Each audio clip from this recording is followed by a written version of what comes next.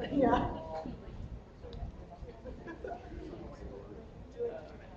Hello, everyone. We just want to let you know that this next session is sponsored by the Press Film Development Committee. The committee decided that this next session was in line with their mission and goals and wanted to sponsor this. So we're going to get started. Well, welcome everyone, including those watching from the comfort of your chair in your office. So welcome to Alaska. It is my distinct pleasure to introduce our next session. The next session is Vulnerability and You, a Wholehearted Approach to the Way We Work and Lead by Kyle Myers and Sabrina Nelson. Welcome. Hello, everybody. We were not expecting a microphone, so we're going to run with this, and it'll go great. So as Sabrina said, our title is Vulnerability and You, a Wholehearted Approach to the Way We Work and Lead. My name is Kyle Myers. I'm a residence director at Gonzaga University, and this is my second year there. Hi all, my name is Sabrina Nelson, and I am serving as a residence director as well at Gonzaga. This is my first year. So we wanted to talk a little bit about the structure of our time. The first thing that we wanted to put out there and say is that this session is not going to be a vulnerable session for you. We're not going to ask you to share your feelings. We're going to kind of talk about our experience, but it's not a feelings sharing thing. We're really going to talk about vulnerability and how it works in our positions, and we hope that you take that back and use it in your positions as well at your universities and institutions. But we want to put out there it's not a sharing feelings session. So the structure for today, we're going to talk about our interest in the topic, kind of where that stemmed from, how we got introduced to it, and what kind of led us to continue our interest in it. We're going to give you some vulnerability context, kind of how we view it, how the research that we're going to talk about really views it in a framework for the way you can use it in your job. We're going to talk about empathy and the role that it plays in vulnerability and how we use that in our positions as well. We have a really great book also by Brene Brown that we'll talk about. It's called Rising Strong. We're going to talk about some concepts and ideas from here that you can really use. And then we're going to go through and talk about the impact on our work and resources that we use, and we want to provide them for you as well, for that you can take back to your institutions, and of course, time for questions as well. So our interest in this topic kind of started in our graduate programs for us. We both come from counseling-based programs. We took some classes on it. We're really interested in it. So that's kind of where we think this stemmed from. But a lot of it came from Brene Brown. How many people have heard of Brene Brown? Okay, how many people have seen her TED Talks? Yeah, we figured a lot of people would, but they're really interesting, really great resources that we've used. And so that's kind of where they started for us. Watching those TED Talks, kind of getting interested. And then we read two of her books. She has more than these two books, but Daring Greatly is a really impactful book for us. She talks about vulnerability and the way we can lead work. She has a parenting section in it. And it's like really like the ideas and concept behind it. And then Rising Strong, which the one I just showed you, is kind of more of the gritty, tangible, these are the things that you can use. And a lot of what we're going to talk about is from this book, because we think that they directly relate to our positions as well as other positions. But we use it a lot in our work. And we were very thankful. We got to see her speak in Seattle in September. I got on Twitter one day and saw that she was selling tickets. So I bought two of them for us quick, and we went, finding out later that they sold out in 30 minutes. So I had no idea that she was going to be there, saw it in 30 minutes, got it, so it was really exciting. But she's an incredibly engaging speaker. We have a little video that she's going to speak through, and the way she speaks in that is just very telling of her in real life. She's very engaging, hilarious. So if you ever get the chance to see her, I highly suggest it. As a member of the 2017 Psych Committee planning, we looked into Brene Brown to bring her. She's way out of the price range, but she is really great if you ever see her. Also a plug in Spokane in 2017. And then we've really noticed a difference in our work as well. Having kind of looked through all of this, included it, and thought about it, talked about it, we've just seen a difference in our work and the way we connect and relate with students as well as our colleagues. So we're going to go a little bit into definitions. So I'm not going to read this one out for you, But vocabulary.com talks about vulnerability in two ways. There's the emotional side of it, what you're feeling and putting yourself out there. And then there's the literal side. This one uses the example of a soccer goal being open to the defensive players. But we're leaning more towards the emotional side of it. But we're really going to use the context in which Brene Brown uses. She talks about vulnerability as being a measure of courage and not weakness. So I want to read this for you. Vulnerability is not winning or losing. It's having the courage to show up and be seen when we have no control over the outcome. Vulnerability is not weakness. It's our greatest measure of courage. So as we go through the presentation today and talk about vulnerability, this is really how we're going to look at it. It's a measure of courage, of embracing those emotions.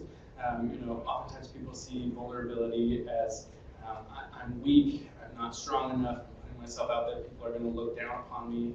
But we really use it and talk with our students about how it's a measure of courage and like you're owning what you're feeling, you're working through that to kind of better yourself and better the work that you're doing. So that's kind of how she views it and how we're viewing it throughout this. So we have this video, we pulled it up. It's about empathy versus sympathy. And like I said, it's from her directly. So we're going to watch this and then I'll talk about it in a second.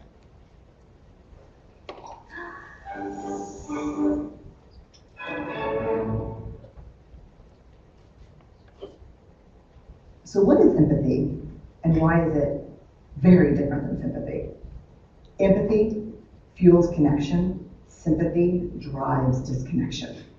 Empathy, it's very interesting. Teresa Wiseman is a nursing scholar who studied professions, very diverse professions where empathy is relevant, and came up with 4 qualities of empathy.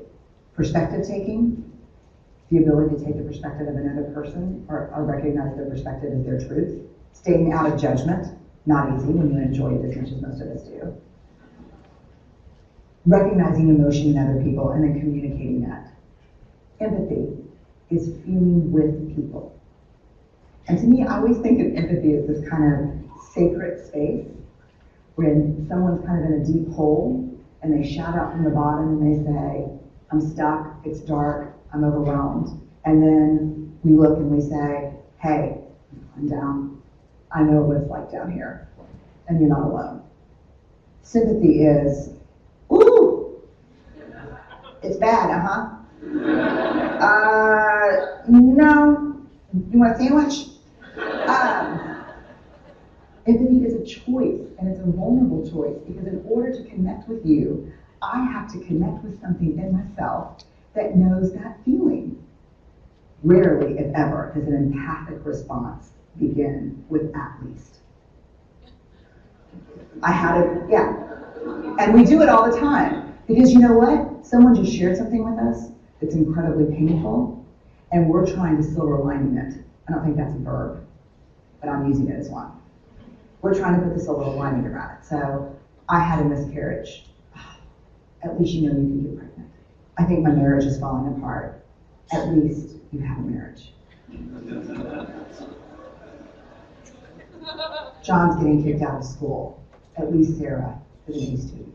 But one of the things we do sometimes in the face of very difficult conversations is we try to make things better. If I share something with you that's very difficult, I'd rather you say, I don't even know what to say right now, I'm just so glad you told me. Because the truth is, rarely can a response make something better. What makes something better is connection.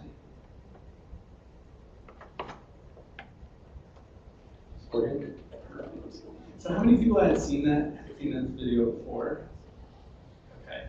It's one that we use a lot in our work with students. It's a really, quick, engaging, funny video that you can really talk about the topic of vulnerability or empathy with.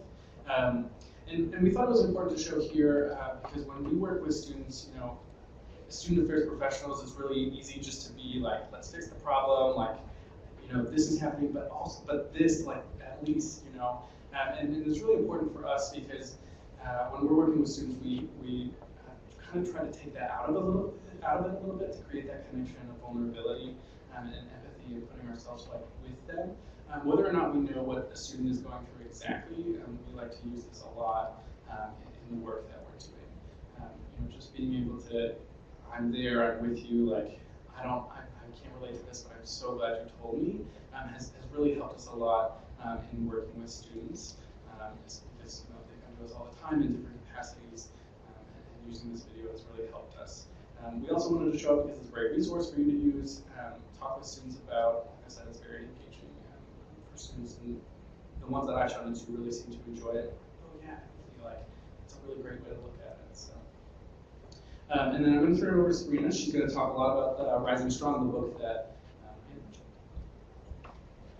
Great, so the information that's been shared to this point is really foundational to setting up the understanding and the work that Brene Brown had written in her book, and we're going to walk through some of the tangible takeaways and practices and concepts that she had mentioned in her work and share them with you so that you can hopefully start integrating them in your practice with yourselves, with your colleagues, and your students. So the concept of Rising Strong is that all people, whether we like it or not, are faced with difficult situations. We might experience pain, we might hit rock bottom, we might experience some barriers to proceeding forward in our work lives, our personal lives, and just life in general. And so the idea is how we approach those situations can help build resiliency in us, and we can rise strong out of those holes and live more wholehearted lives. So when we experience pain or situations in general, our bodies experience and respond to those incidents with emotions prior to thinking through those situations rationally or intellectually. Our brains are wired for survival, and to instinctually respond to those situations, we respond with emotions first. So your emotions, whether we like it or not, get the first crack of understanding what is going on in this situation. And so your brain might come up with stories and fill those gaps of the information that we're not quite experiencing or understanding right away, because our brain tries to make order out of chaos, and sometimes it fills it in with some lies. Your brain doesn't need to know the whole truth in order for you to experience the emotions. So the first part of this is to engage with your feelings, to really get curious with those feelings when we are responding to these situations. So when you're getting curious when presented with a situation, the first thing that we need to do is to just be present to the emotions. And whether we like it or not, the idea of mindfulness is really cornerstone to Brene Brown's work. She was really resistant to the idea of being mindfulness. But the whole purpose and definition and understanding of mindfulness is to be aware. So when we're first presented with a situation, what we will do is be mindful and aware to those experiences and emotions that we're feeling. And how we can do this is through breathing. And so we're going to do a breathing exercise together. What we're going to do is breathe in together for 4 seconds. We're going to hold our breath for 4 seconds. We're going to breathe out for 4 seconds and then hold for 4 seconds. And we'll do a few cycles of this just to get grounded and to practice this in this room before we can take it out into the real world. So if you want to breathe in with me, 3, 4, hold, 2, 3, 4, breathe out, 3, 4, hold, in, hold, out, hold. One more, in, hold,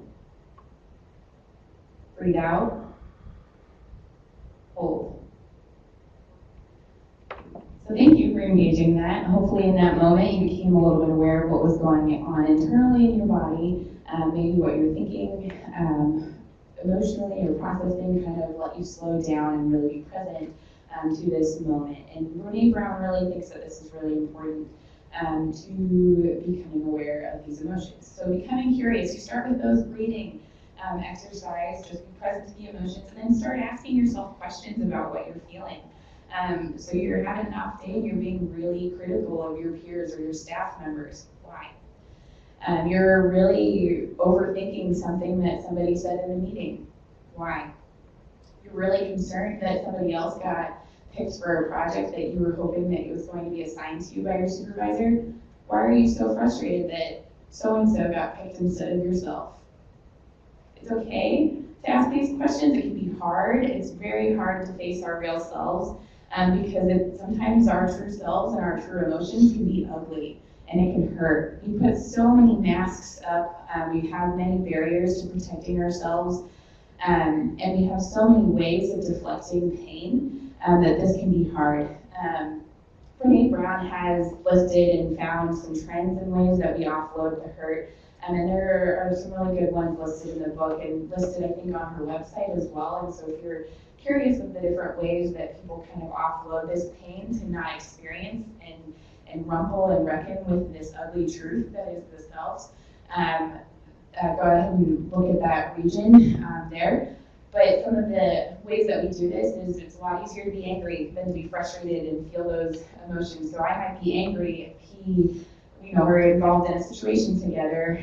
It's easier for me to be angry at Kyle than to recognize, why am I angry? Why am I frustrated? What am I truly feeling in this moment? And so just encouraging you to engage with those emotions instead of ignoring them and offloading them instead of really facing your true self.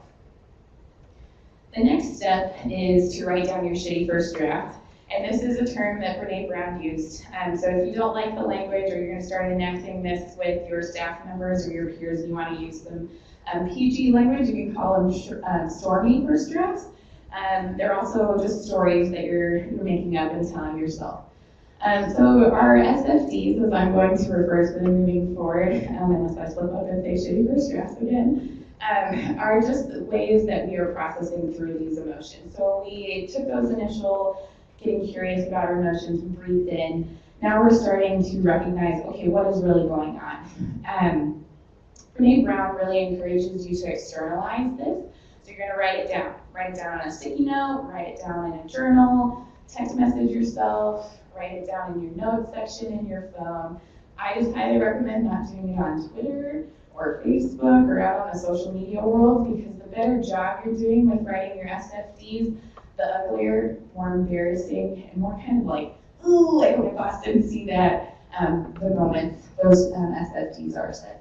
The more effective they are, the uglier they are. So they might not be logical, they might not be rational, they might not be accurate because you're filling in some of your unknown information with some lies or confabulations.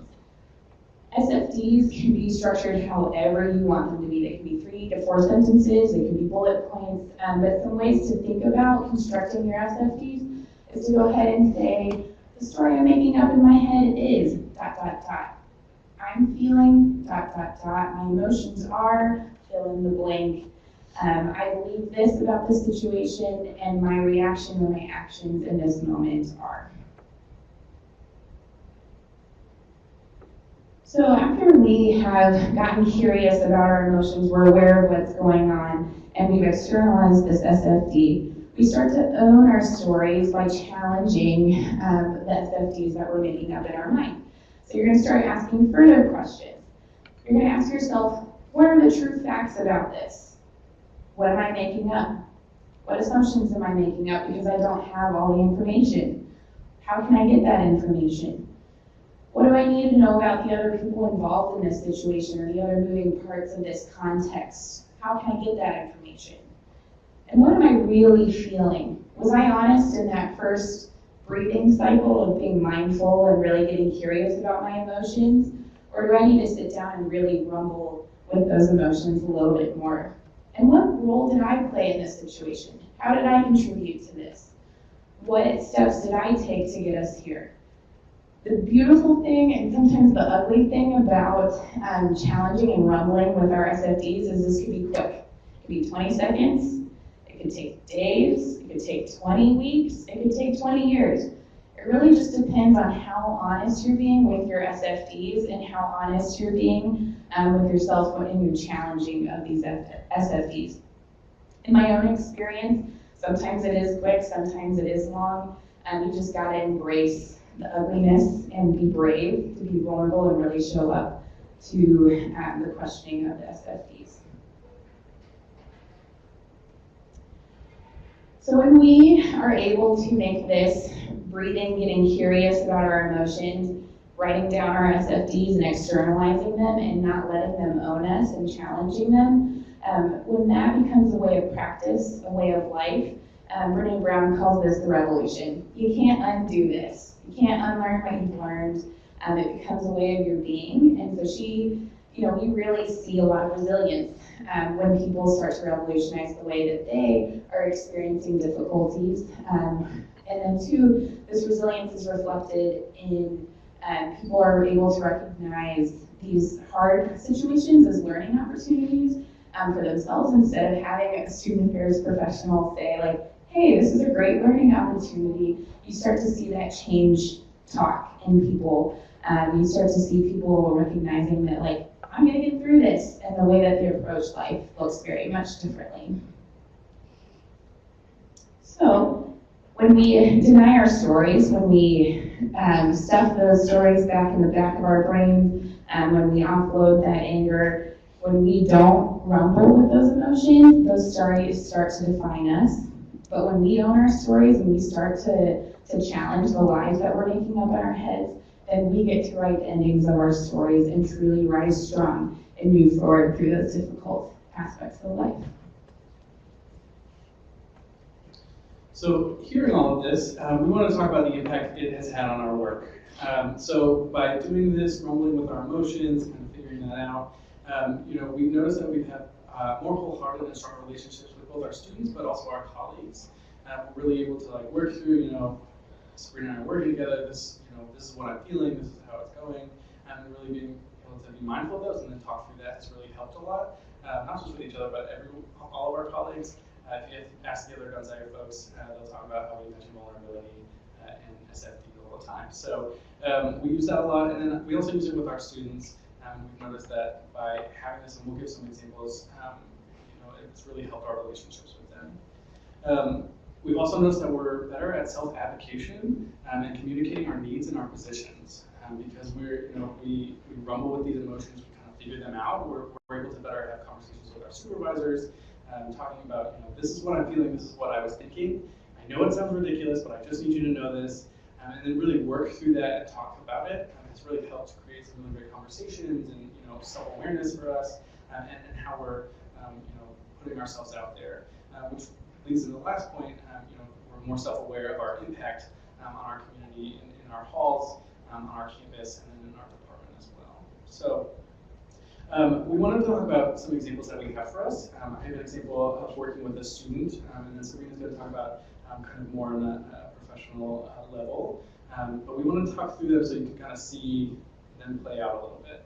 We thought of multiple examples that we could go through, but we're just going to share one from each of us to kind of give you some context and understanding about it. So my example is with a student. At Gonzaga, we have assistant residence directors. They are seniors typically, and we work very closely with them in supervising our RA staffs.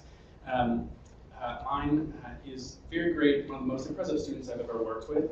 And so at the beginning of the year during training, I expressed to him I'm really excited to be working with you this year. I think we're going to do some great work. I think you're going to do some really great things.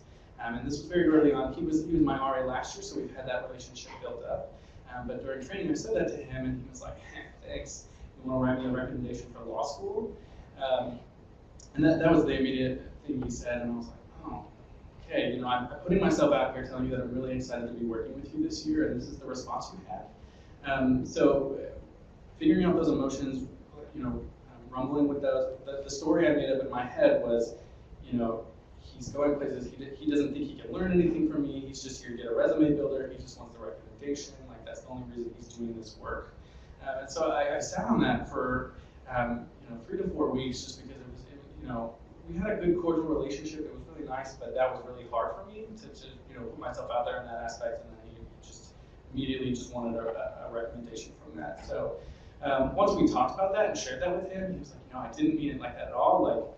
I really appreciate your opinion, and I really want your recommendation because I like the work that we're doing and what I'm learning from you. And so, I had not thought about, this senior is very, focused on getting a job or going to law school and what's next.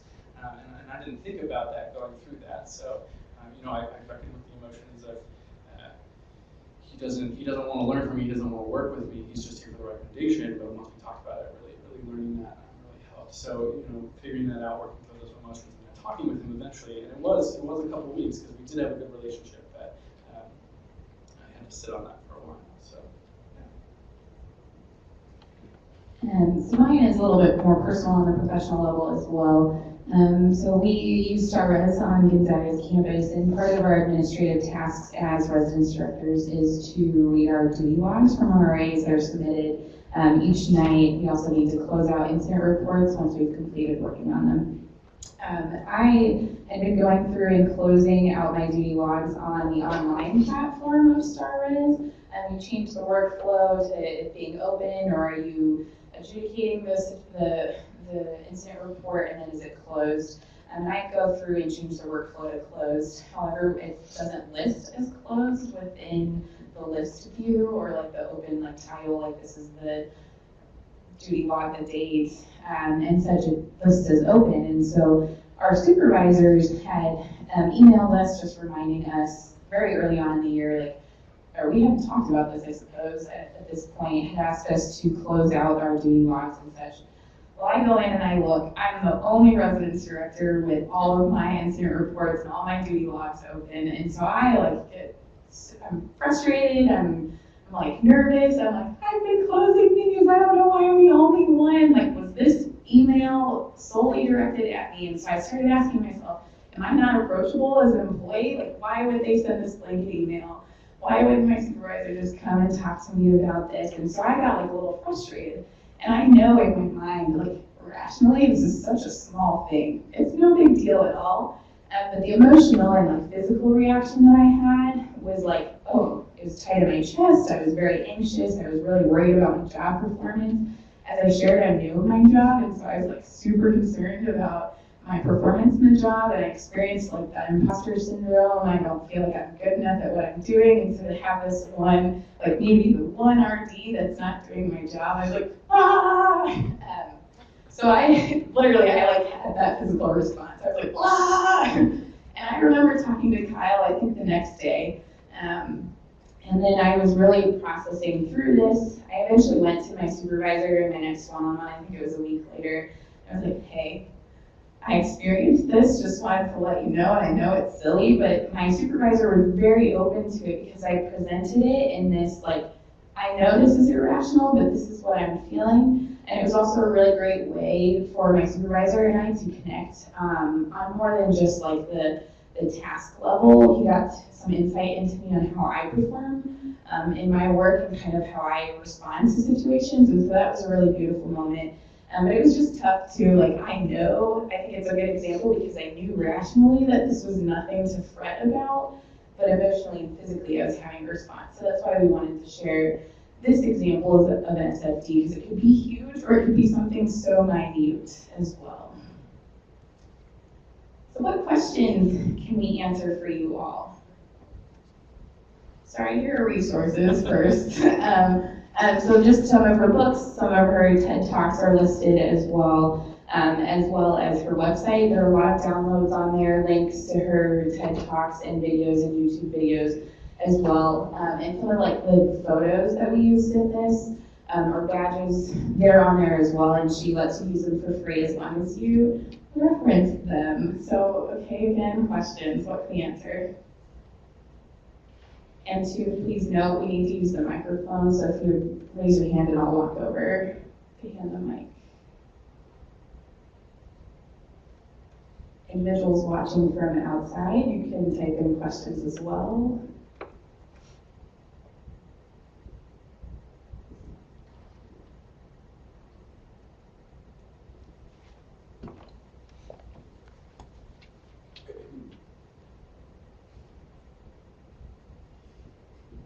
My question is, with this format of vulnerability, it seems like it's easy to engage with your RD colleagues and resident assistant staff. You gave the example of working with your supervisor.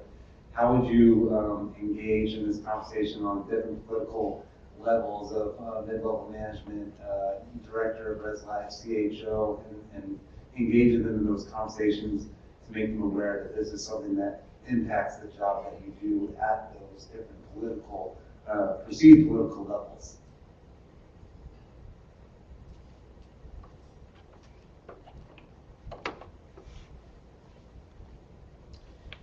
So I think there are a couple ways that we kind of do that. One, we talk about this a lot, and as what we do and how we work through a lot of our emotions and our thoughts. So we talk about it, and I think it could potentially trickle up that way. And we try to spread awareness in that aspect. But one way, like I said, we use the common language of the SFDs, for at least for us, and we talk about like, this is the story that I'm making up, and by saying that, I think it helps kind of get people to understand, like, yes, this may or may not be rational, but this is, these are the emotions we've been reckoning with. We've talked about these. We've thought about this. It helps us so that not in the moment if there's something we don't agree with, or we don't show that emotion right away. Not that we're not being genuine and true to ourselves. We just think about that a little bit more and are able to communicate that with people who are above us. Like we said, we've used this with our supervisors, and having those conversations, I think, really helps us communicate with those that supervise us, or even supervise our supervisors.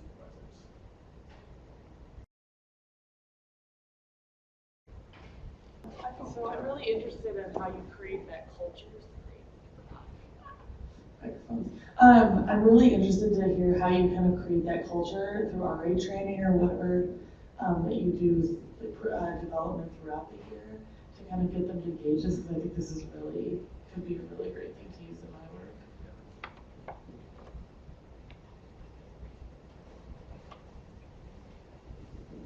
So since this was somewhat new for us, we weren't able to talk to our complete RA staff this current year, but we're planning on it during the RA training. We also have development sessions, and so Kyle and I kind of presented something similar to this to our RAs during a 1-hour presentation as well. And so we shared some of the videos, we shared some of the practices and ways that they could translate it to their use with their residents. So the stories that we're making up in our head, the I statements, I think this way, I feel this way, are really useful in roommate conflicts. And so giving that tool to the RAs to use in mediations, as well as in our one-on-ones. I often share and be very vulnerable with my RAs in one-on-ones and during staff meetings as well. And by modeling that, the RAs are much more open to being vulnerable in their one-on-ones as well. And just having real talk during staff meetings as well. I make sure, and I think you do too, to hold space within our staff meetings to share information with our agenda items, but also just have share around from our staff members what's going on in your lives, how can we best support you, what struggles are you having within your communities, what do you need help processing through, and what are your feelings attached to those situations as well. And so it takes some time. You have to build trust. You can't be vulnerable like that. So you have to really do a good job of team building and building that trust before you can start being vulnerable. And we have ongoing conversations about this as well, and try to ask these questions to move people forward and allow them to really sit in their moments as well. Do you have anything to add? So we mentioned it earlier with the definitions of vulnerability, but I think explaining to students that vulnerability is not you're weak, you can't show that emotion. I think that helps us when we work with our staffs, because it makes them understand, like, we're not going to see you as weak, or like, you didn't do this job thing because of this reason. Like, we want to know why and help you through that. And I think that makes it much more relatable for our students in the way we have conversations with them, and helping continue that trend. So while it's not like we have done some sessions of training on it, we're able to continue the conversation because we make it more approachable and more relatable to them, as opposed to just being this big scary emotion that they're going to cry and they're going to feel all these emotions. So. I think too, part of this is like letting our RAs know that it's okay to make mistakes and owning our mistakes too. I'm very open, like, hey, I messed up on this. I'm sorry. Give me the grace, and I'll give you the grace in the future too. In situations within reason. If somebody does something very inappropriate and we need to do job action, then that'll happen. But I know that my RAs are not afraid to come forward when they make a mistake. They're much more open to talk through those situations because they know that we're really just gonna reckon and rumble through it together and then think of ways to rise above it together.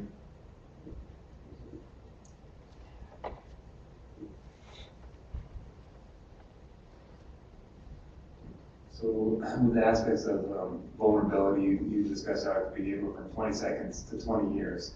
Imagine with those time frames that take 20 years, that those are deeper meaning issues that you've dealt with for your entire life.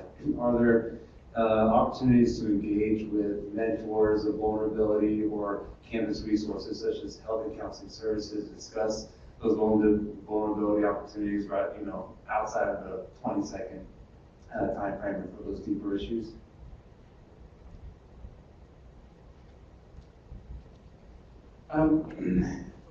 I think we haven't necessarily explored that as an option yet, only because we've thought about this concept a lot and really used it, and we see a lot of great work from Rising Strong. And yes, we have those resources for students and we refer them there, but I don't think we've necessarily had conversations where we sit down and talk with them about how do we help students who have these longer deeper emotions that they are trying to figure out right with, and whether or not they've addressed them or not. So maybe that's a future partnership that we need to work on or can explore. But I don't think that we've necessarily done that yet, because we've used it a lot this year with our staffs and communicated with the RAs.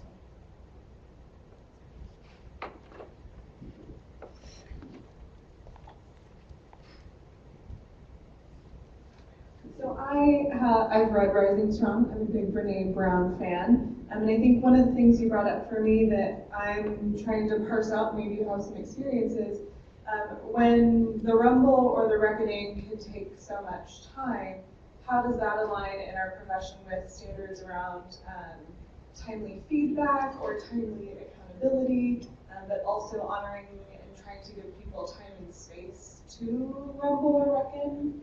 What thoughts or maybe experiences could you each have with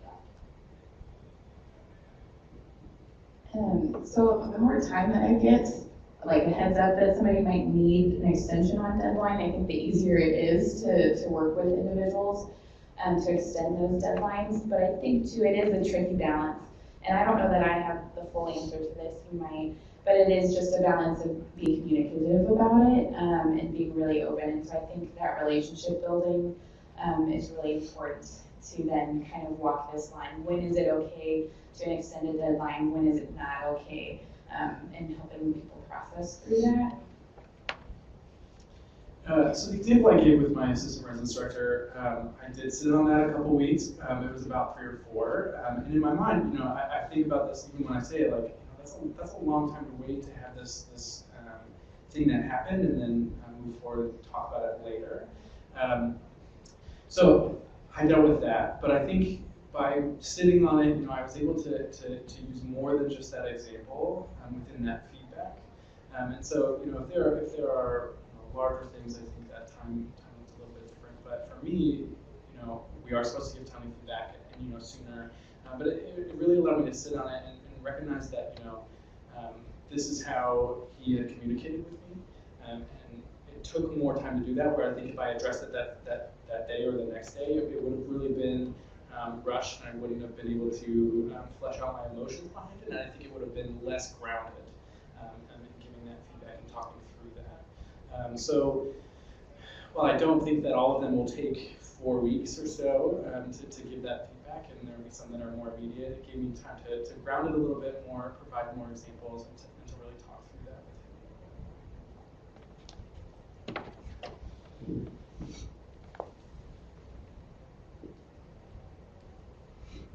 I appreciate you all sharing this topic today, and I just wanted to kind of apply it also to some practical, almost like theory to practice. This to me, as I listen to you all present this, fits real closely with the NASPA Code of Ethics, for example. And so if you're connecting this to training modules, it might fit very well with that to look at some of the terms that they use as beneficence and to look at the affiliation part of that. And so I just wanted to share that this topic, you presented it in a real world way, but it also can go back into those real world applications that we're using through our code of ethics and some of those things. And I first kind of was exposed, Jenna really closed our department to this. We talked about that idea. We use this thing called PLE, perfectly logical explanation for all things, and we process through and talk about those things. And one of the other things Jenna uses always is if you mess up, and how you apply all of this together. But we've been very fortunate to take this concept and apply it to that code of ethics. So I just want to thank y'all for sharing that, but then take that to that next place too. Perfect. Thank you so much for that. What other questions, comments, reactions do we have?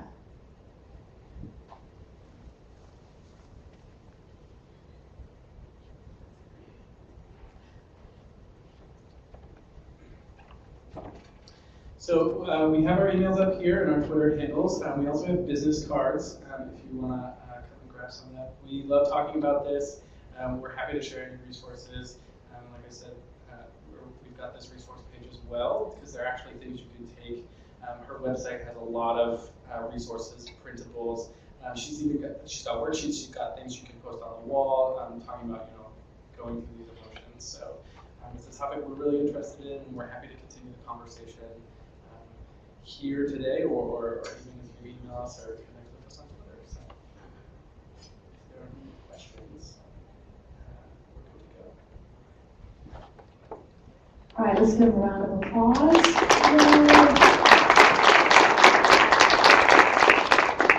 All right, so on behalf of the Northwest NWACUHO Conference, we would like to thank Kyle and Sabrina for presenting to us, and in lieu of an enormous gift that they would not be able to transport, what we've decided to do is to provide them with a donation on their behalf to the organization Identity, Inc., which services the advancement of Alaska's LGBT community through advocacy, education, and connectivity since 1977.